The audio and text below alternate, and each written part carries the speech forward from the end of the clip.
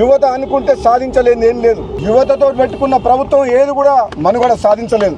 నిన్న మొన్న నేపాల్ దేశంలో ఒక అవినీతి రహిత ప్రభుత్వాన్ని తీసేందుకు యువకులు పోషించిన పాత్ర మీరందరూ కళ్ళతో చూసింది, ప్రపంచం చూసింది. అంటే నిరుద్యోగ యువతని గాలికి వదిలేయద్దు. వాళ్ళు మన పిల్లలు, వాళ్ళకి ఏదైనా దారి చూపించాల్సిన బాధ్యత ఈ ప్రభుత్వం మీద ఉంది. ఇగో కోమటిరెడ్డి రాజన్న మాట్లాడిన ఈ మాటలే పెద్ద రచ్చకు దారితీసినాయి. మంత్రి పదవి రాకపోయేటాలకు శానా రోజుల సంధి చేతిపాటి సర్కార్ మీద జర్ర గురుగురుగానే ఉన్నాడు కదా. ఇక సందు దొరికినప్పుడల్లా సర్కారును ఇరుకున పెట్టినట్టే మాట్లాడుతున్నాడు రాజన్న. ఇక ఇయ్యాలనైతే ఏకంగా యువతతో పెట్టుకున్న ఏ ప్రభుత్వం కూడా మనుగడ సాగించదని చెప్పుడే కాదు, నేపాల్ యువత అక్కడి ప్రభుత్వాన్ని వడగొట్టింది కాబట్టి మనం నిరుద్యోగులను గాలి గిడిచిపెట్టకుండా వాళ్ళకు దారి చూపాల్సిన బాధ్యత ఈ ప్రభుత్వం మీద ఉన్నదని చెప్పుకొచ్చిండు. ఎన్నికలకు ముందుగాల కాంగ్రెస్ పార్టీ మేనిఫెస్టోలో చెప్పినట్టు ఉద్యోగాలు భర్తీ చేయాలని అన్నాడు.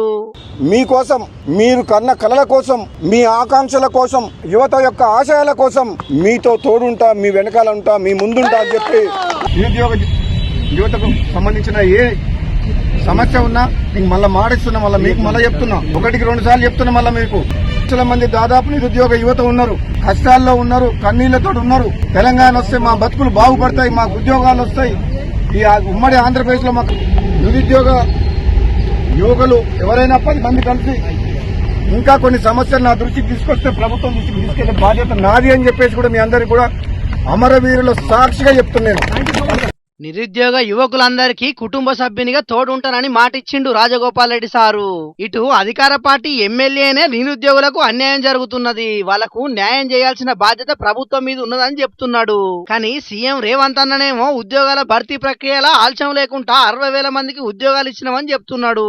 ఇక అటు సర్కారు తెలంగాణ పబ్లిక్ సర్వీస్ కమిషన్ ఏమో గ్రూప్ 1 ఉద్యోగాల భర్తీ విషయంలో అవకతవకలేం జరగలేదని అంటున్నారు. కానీ రాజగోపాల్ రెడ్డి సారు మాత్రం అవకతవకల గురించి ప్రభుత్వం దృష్టికి తీసుకుపోతారు మాటిచ్చిండు నిరుద్యోగులకు. ఇట్లా సర్కారు పెద్దలు, అధికార పార్టీ ఎమ్మెల్యేలు ఒక్కొక్కరు ఒక్కో తీరుగా మాట్లాడి మొత్తానికైతే నిరుద్యోగులను మాత్రం ఆగం చేస్తున్నారు పోండ్రి. ఏది ఏమైనా సర్కారు పెద్దలు మాత్రం పంతాలకు పట్టింపులకు పోకుండా నిరుద్యోగుల జీవితాల్లో వెలుగులు నింపేందుకు జాబ్ క్యాలెండర్ చెప్పిన ప్రకారం నోటిఫికేషన్లు విడుదల చేస్తే మంచిగుంటదని పట్టిర్రు అక్కడికి వచ్చిన నిరుద్యోగులు. చూడాల మరి ఉద్యోగాల జాతర ఎప్పుడు సాల్వ్ చేస్తుందో మరి సర్కారు.